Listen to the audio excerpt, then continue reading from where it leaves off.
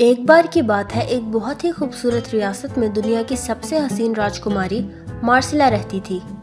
एक दिन जब वो सुबह की सैर से लौटकर महल पहुंची तो उसने दरबार में एक अजीब ऐलान सुना। उसके पिता राजा दरबार में सब वजीरों के सामने ऐलान कर रहे थे, मैं अपनी बेटी शहजादी मार्सेला की शादी अपने दोस्त बाल्टन बादशाह के बेटे से करने का ऐलान करता हूँ। राजकुमारी ये सुनकर हैरान रह गई। हजूर, मैं किसी ऐसे शख्स से शादी कैसे कर सकती हूँ जिसे मैं जानती भी नहीं। राजा ने कहा, ये तुम्हारी माँ की आखिरी ख्वाहिश थी कि जैसे ही तुम 18 साल की हो जाओ तुम्हारी शादी कर दी जाए। मार्सिला ने गहरी सांस ली और मन में सोचा कि वो ऐसी शर्तें रखेगी जो कोई भी पूरी ना कर सकेगा। मगर एक शर्त पर, अगर मेरी 4 ख्वाहिशें पूरी की गई तो मैं शादी करूंगी। कौन सी इच्छाएं? मुझे 4 जोड़े बनवा दे। पहला जोड़ा सूरज जैसा सुनहरी, दूसरा चांद जैसा चांदी सा, तीसरा सितारों जैसा चमकदार और एक लिबास जो जंगल की 1000 चीजों से बने। राजा ने तुरंत हुक्म दिया। बंकरों को बुलाया गया, सिपाही भेजे गए। राजकुमारी को यकीन था कि कोई भी ये काम पूरा ना कर पाएगा, लेकिन कुछ ही दिनों में जादू की तरह सब तैयार हो गया। सूरज जैसा लिबास, चांद जैसी पोशाक, सितारों जैसी चमकदार कमीज और एक जादुई कपड़ा जो गिरे हुए पत्तों, टहनियों और पंखों से बना था। ये सारे कपड़े एक जादुई अखरोट में रखे गए जो इन्हें अपने अंदर सुरक्षित रखता था। राजा मुस्कुराए और बोले, मेरी बेटी, तुम्हारी सब ख्वाहिशें पूरी हो गई, अब शादी कल ही होगी। आप ये क्यों नहीं समझते कि मैं किसी ऐसे शख्स से शादी कैसे कर सकती हूँ जिसे मैं जानती भी नहीं। उसी रात राजकुमारी ने फैसला किया कि वो महल छोड़ देगी। अब्बा, हजूर, मुझे माफ कीजिएगा, लेकिन एक दिन आप जरूर समझ जाएंगे। वो जंगलों में भटकती रही जब तक कि एक दिन वो एक खोखले पेड़ के तने में जाकर सो गई। उसी रास्ते से एक दूसरी रियासत के राजकुमार गुजर रहे थे। सिपाहियों ने देखा वहाँ एक खूबसूरत लड़की सो रही है, लेकिन पत्तों का लिबास पहने हुए है। लड़की को उठाया गया और शहजादे के हुक्म से बग्गी में बिठाया गया। लड़की, तुम कौन हो और यहाँ क्या कर रही हो? मैं एक बेसहारा लड़की हूँ, मेरा कोई घर नहीं है। हमारे साथ चलो, महल में तुम्हें काम मिल जाएगा। इस तरह राजकुमारी महल पहुंची। उसे सीढ़ियों के नीचे एक छोटा सा कमरा मिला और वो रसोई में मददगार के रूप में काम करने लगी। कई महीने बीत गए। फिर एक दिन राजकुमार ने एक बढ़िया दावत रखी। जब सारे इंतजाम पूरे हो गए, राजकुमारी ने रसोइया से कहा, जनाब, सब काम खत्म हो गया है, क्या मैं कुछ देर के लिए महल की रौनक देखाऊं? ठीक है, तुम जाओ, लेकिन आधे घंटे में वापस आ जाना। शुक्रिया जनाब, मैं वापस आऊंगी और सारी राख साफ कर दूंगी। राजकुमारी अपने कमरे में दौड़ी, चेहरा और हाथ धोए और जादुई अखरोट से सुनहरा लिबास निकाला जो सूरज की तरह चमक रहा था। उसने अपने बाल खोले और दावत में चली गई। जैसे ही वो हॉल में दाखिल हुई, पूरा महल उसकी चमक से जगमगा उठा। राजकुमार की निगाहें बस उसी पर टिक गईं। उस रात उसने सिर्फ उसी के साथ वक्त बिताया। जब आधा घंटा बीत गया, राजकुमारी बोली, जनाब, मुझे जाना होगा। राजकुमार ने कहा, रुको। मगर वो भीड़ में गुम हो गई। वो भागकर अपने कमरे में गई, रसोई वाली लड़की के कपड़े पहने और फिर से अपने चेहरे पर राख लगा ली। फिर चुपचाप रसोई में वापस आ गई। मैं वापस आ गई हूँ जनाब, क्या मैं अब किचन की राख साफ कर दूं?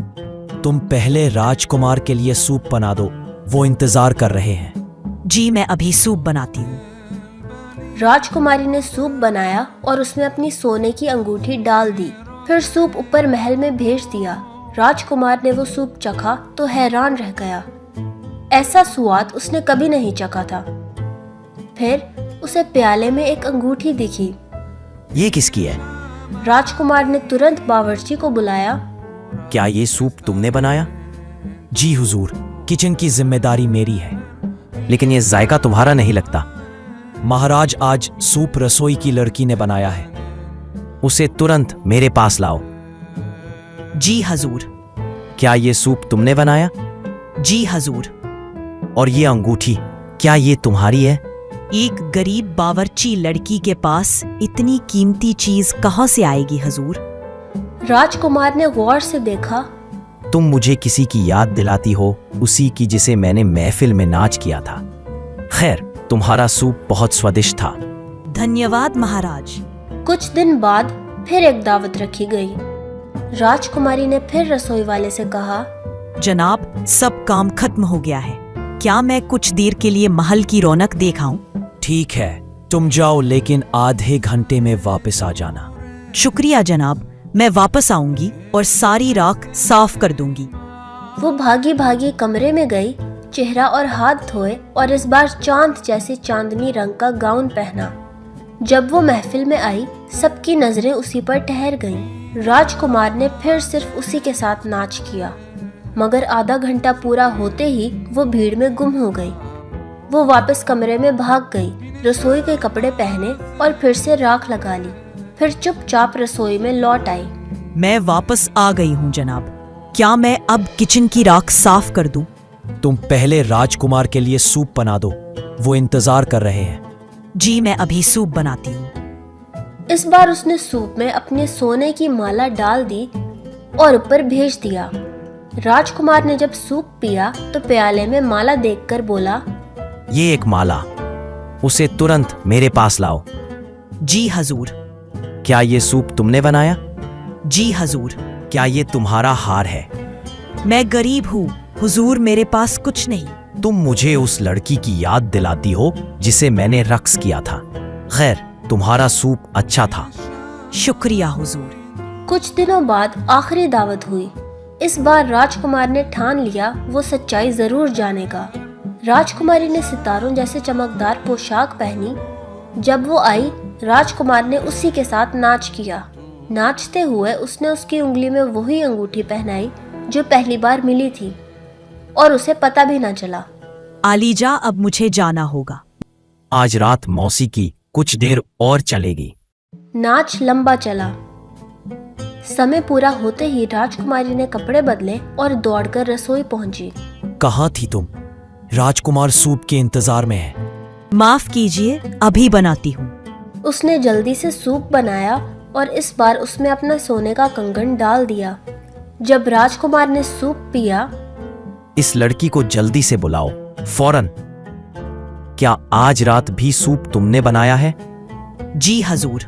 और ये कंगन, एक गरीब बवारची लड़की के पास इतनी कीमती चीज कहाँ से आएगी? जनाब, और ये अंगूठी क्या, ये भी तुम्हारी नहीं है। अब मैं जान गया, तुम ही वो हो जिसके साथ मैं महफिल में डांस करता रहा हूं। बताओ तुम कौन हो? राजकुमारी ने सब सच बताया, अपने पिता, अपनी माँ की आखिरी इच्छा और अपने दर्द की कहानी। राजकुमार ने कहा, जब हम पहली बार महफिल में मिले तब तुमने ये सब क्यों न बताया? क्योंकि मैं ये देखना चाहती थी कि क्या आप सिर्फ मेरे हुस्न के दीवाने हैं या मुझसे मोहब्बत भी करते हैं, कि सब्र से मेरी हकीकत जान सके। मेरी माँ कहती थी, प्यार इंसान को खूबसूरत बना देता है। राजकुमार ने कहा, मैं तुमसे मोहब्बत करता हूँ, चाहे तुम वाकई एक बावर्ची लड़की ही क्यों न होती। क्या तुम मुझसे शादी करोगी? जी जनाब, मैं आपसे शादी करूंगी। शादी बड़ी धूमधाम से हुई और राजकुमार राजकुमारी ने हमेशा प्यार और खुशी से जिंदगी बिताई।